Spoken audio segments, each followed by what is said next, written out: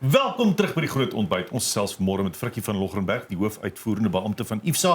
Ons praat vanmôre oor vooruitsigte vir 2026. Wat kan jy verwag en wat jou onkant betrap dalk in 2025? Goeiemôre Frikkie. Môre Peer, môre Jen, gaan my julle vandag. Baie lekker. Hoe was die see vir jou? Lewe is 'n absolute lied, is nooit sleg by die see nie, man. Dit lyk vir my dat jy 'n baie lekker tyd by die see gehad, tan en al. Ja. Frikkie, Ek sê mos ek het my vet Frikkie broek aan. Ja, ek moenie worry nie. Frikkie, so baie dinge het laas jaar gebeur.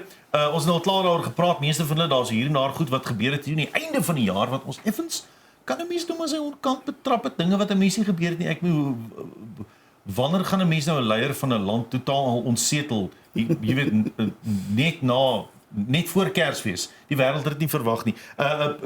Dit is effens onvoorspelbaar geweest en daai onvoorspelbaarheid was maar, kan 'n mens sê, die tema vir 2025 of hoe?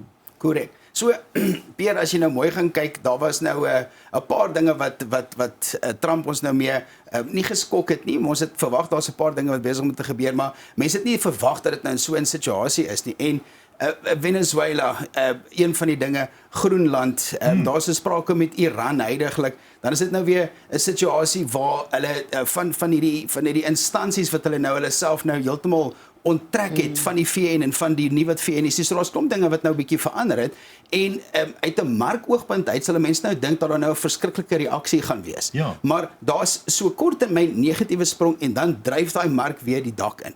So dis die snaakste situasie waar mens kyk die laaste jaar wat die 2025 tema van hierdie onverwagte dinge gebeur, dat die huishoudings 40% meer ekwiteite gekoop het die laaste jaar as wat hulle die vorige jaar gedoen het. So dis interessant. Wat? So baie? Dis verskriklik. So dit het nou oorgespoel na Suid-Afrikaanse mark toe waar ons ook 'n groot gedeelte wat kommoditeitsgedrewe het is wat ons mark nou basies dryf, wat ons mark ook na nuwe hoogtes toe uiteengesit is en ons rand het lekker versterk of die dollar het so 'n bietjie verswak as jy dit nou al twee kante toe kan vat. Maar nie net die dollar nie, die euro ook. Ek bedoel die rand is oor die algemeen sterker en olie is so goedkoop. Presies. So dit is alles positiewe dinge wat nou hier uitgekom het en 'n mens verwag die warwel. Baie van die ding wat jy noem is nie in ons beheer nie. Hoe hanteer ons hierdie onsekerheid? So Jane, dit is die snaakste ding waar 'n mens as jy tot baie besefing kom dat daar onsekerheid in die mark is altyd as dit kom by beleggings en finansiële beplanning. Nou het jy 'n situasie waar dis die eerste keer in 70 of die laaste 70 jaar laat ek so sê waar 'n bullmark van 'n derde tot 'n vierde jaar toe gaan.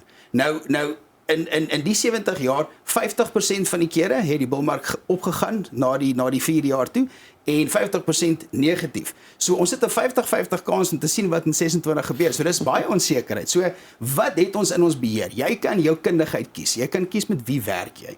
Jy kan jou struktuur kies. Jy kan kies hoe lyk jou belastingssituasie. Jy kan kies wat jou doelwit is. Jy kan daai dinge wat jy beheer het, kan jy kies en dit behoort jou 'n mate van gemoedsrus te gee dat jy nou nie emosioneel opgevang word in hierdie groot geraas wat nou in die mark plaasvind nie. En emosioneel opgevang word in die groot geraas. Dis nogal 'n mense worry oor dit nie, want dit is maklik om te sê maar wanneer is dit emosioneel en wanneer is dit net common sense soos die Engelse sê. Want almal praat dan daaroor, dan moet dit mos nou so wees. Gemoedsrus as 'n mens twyfel of geleenthede wanneer jy wil. Hoe bepaal jy jou hele portefeulje dat jy in daai posisie kan wees waar jy gemoedsrus het en nog steeds geleenthede kan aangryp? Weer vir my gemoedsrus is juis in die feit dat jy kies jou kundiges, jou mense wat jy mee werk, mense wat in jou basies in jou kan staan en weet dat jy kan vertrou dat hulle nou al 'n bietjie gesout is, hulle is nou al deur 'n paar van hierdie siklusse, hulle weet wat om basies te verwag. En gemoedsrus vir my ook aan die ander kant is jou struktuur. As jou struktuur reg is, as jou bateallokasies reg is, as jou plan reg is, dan het jy nie 'n bekommernis van wat nou moet gebeur nie. Jy gaan nie op en af spring as daar iets gebeur nie. En natuurlik, as jy meer gereeld na jou strategieë kyk en jou planne kyk en hersien, dan gaan jy meer geleenthede raak sien en jy gaan meer geleenthede kan op kapitaliseer. So dit is vir my 'n situasie dat as jy daai beheer uitoefen wat jy kan, dan gaan jy rustig slashpapier en popcorn sit en die prentjie kyk en jy gaan gou wat daar buite gebeur, maar dit het nie vir jou 'n emosionele effek nie. Dit gaan oor ervaring en mense wat al deur die siklusse is soos jy sê. Korrek. Korrek? Waar sien jy die geleenthede in 2026? Jane, is nou al die tafel is gedek hoor. Die tafel is gedek. So as jy nou gaan kyk waar ons is uit 'n kommoditeitsprys oogpunt uit goud, is baie hoog. Maar ons verwag ook, soos ek gepraat het van die skeidslyn, dat jy nou 'n groot kans het vir 'n regstelling en nie 'n regstelling nie. As daar 'n regstelling is, dan behoort die kommoditeitspryse nog hoër te gaan. Maar aan die ander kant ook het jy hierdie AI bubble wat almal van praat, wat die tegnologiese aandele ook nou 'n groot effek gaan hê. So vir my in 2026 is die geleentheid is die wisselvalligheid. Die geleentheid is die volatiliteit. En so ek dink as jy fundamenteel nog daarna gaan kyk, die analises gaan doen, is dit waar jy die waarde gaan kry. En dis 'n groot gedeelte van risikobestuur is fundamentele analise om seker te maak dat jy aandele of geleenthede aankoop wat goed geprys is of nou teen 'n discount, as ek so sê, alles is mos net in 'n cashwise discount, wat jy kan koop en dit gaan jou waarde dan uitbrei oor die volgende sê 5 of 6 jaar. Jy het al voorheen genoem dat 'n mens jaarliks jou finansiële doelwitte moet herprioritiseer, dat jy weer daarna moet heroorweeg en weer herbepaal. Definitief. So as jy nou in die begin van die jaar sit, nou ons almal het daai nuwejaars dinge wat ons sê, okay, hierdie jaar gaan ek begin hardloop, ek gaan begin minder melktert eet. Ek gaan begin al die dinge doen. So jy het hierdie beplanning. Nou 'n finansiële strategie of finansiële plan wat jy in die begin van die jaar om doelwitte bymekaar te sit, maak net 100% sin. Want al is geld nie die begin en die einde van die wêreld nie, maar jy het geld nodig om dinge te doen. So sit in die begin van die jaar, sit jou doelwitte neer wat jy wil bereik.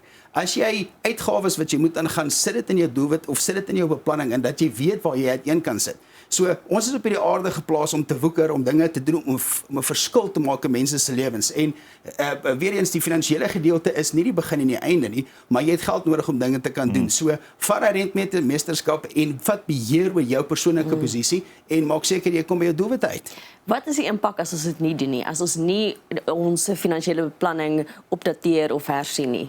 So Jane, jy kan nou al twee kante toe gaan. So as jy geld nou net jou kapitaal nou net in die bank gesit het en jy het nou 'n rentetjie verdien, dan het jy nou hierdie jaar wat ons nou die laaste jaar gehad het, se groei het jy nou uitgemis.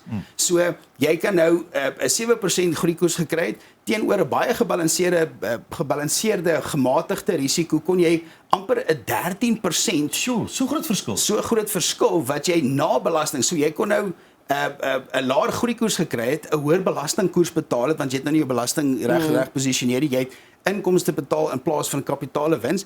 En dan kom daar nou die inflasiesyfer wat nou daar bykom. So jy kon in die laaste jaar kon jy eintlik 2 of 3 of 4% minder koopkrag gekry het versus as jy dit reg gedoen het met 'n baie gebalanseerde portefeulje kon jy inflasie geklop het met 8%. Ja. So dis 'n groot verskil. Nou in daai jaar as daar nou iets met jou persoonlik sou gebeur het en jy kom tot sterwe, dan is jy nou nog 'n verder probleem want jy nie net uitverloor op daai gedeeltes, jy het meer belasting betaal en nou is jy nie eens daar so om die probleme te help oplos vir jou nageslag nie. So en boedelbelasting. En boedelbelasting, dis nou nog 'n klappie wat jy kry. So 'n mens moet seker maak dat jy dinge reg is en dis goeie tyd.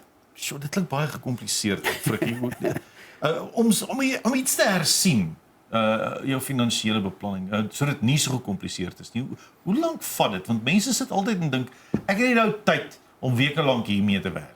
So Peer, jou kundige, die persoon wat saam met jou werk of vir jou of saam met jou deur die proses gaan, is opgelei om die regte vrae te vra, om jou in die regte rigting om uit te vind wat jou doelwit is, want baie mense dink hulle het 'n idee van wat hulle wil doen, maar hulle het nie eintlik 'n doelwit, hulle weet nie presies vraag nie. So jou persoon, jou adviseur moet seker maak dat hy jou deur 'n proses vat om daarby uit te kom en te sien presies waar jy is. Jy dink miskien jy's 'n konservatiewe persoon, maar eintlik is jy bietjie meer aggressief. Of andersom, jy dink jy het nie 'n probleem met belasting nie, maar die belasting eet jou op. Of jy dink jy het 'n belastingprobleem, maar eintlik het jy nie. So jou kundige moet jou help om deur daai proses te werk dat dit regtig vir jou nie gecompliseerd is nie. Al die wiskunde gebeur in die agtergrond en 'n mens kan relatief vinnig 'n mens tot by daai oplossing kom en dan vir jou die oplossings bied en dan implementeer. Hoe kontak ons kykers julle? So baie eenvoudig, SMS die woord kontak na 48422 en dan staan ons reg om sommer vandag met mense te gesels. Dit klink baie maklik en eenvoudig. Al daai komplikasies is dan nou weg. Net so. Baie dankie Frikkie. Dis goed om te sien dat jy terug is na jou seevakansie. Daarom lekker as 'n man kan kamp langs die strand. Och nee, dis awesome, want ek sê mos eendag as ek groot is. Frikkie, baie dankie vir jou moeite vanmôre en die feit dat 'n mens weet jy kan hierdie gekompliseerde vrae makliker maak as mense draai maak by IFSA. Dankie Pierre, dankie Jane. Nou ja, soos Frikkie gesê het, as jy graag met IFSA wil gesels, is dit baie maklik. SMS die woord kontak na 48422. SMS kos R1.50, besenfees geld. IFSA is 'n gemagtigde finansiële diensteverskaffer met 'n FSP nommer 4337. As ons terugkom net vir die breek, dan is ons in die kombuis saam met Willie Strauss.